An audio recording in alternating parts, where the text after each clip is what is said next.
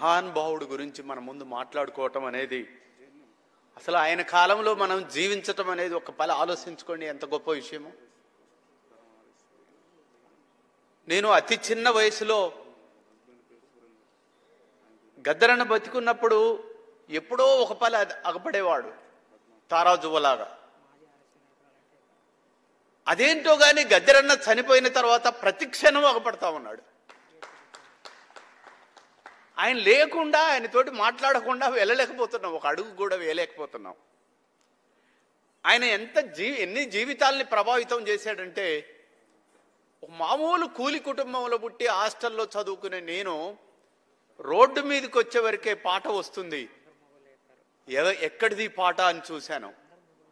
లాల్ సలాం లాల్ సలాం లాల్ సలాం సలాం లాల్ సలాం సలాం లాల్ సలాం లాల్ సలాం లాల్ సలాం సలాం. ఒక రిథమ్, ఒక పేర్లాలుగా మిలిటరీ పోయినట్టుగా ఓ పాట పోతుంది. అస్సలు ఆ పాట విన్న తర్వాత ఈ మహానుభావుడు ఎక్కడుంటాడు అని ఏ రోజైనా ఆయన జోలె ముట్టుకుంటే చాలు అనుకునేవాడిని నేను. అలాంటిది ఆయన పాటలు ఒక్కొక్కటి నన్ను ప్రభావితం చేసి నక్సలైట్ ఉద్యమంలోకి నన్ను తీసుకెళ్ళాయి.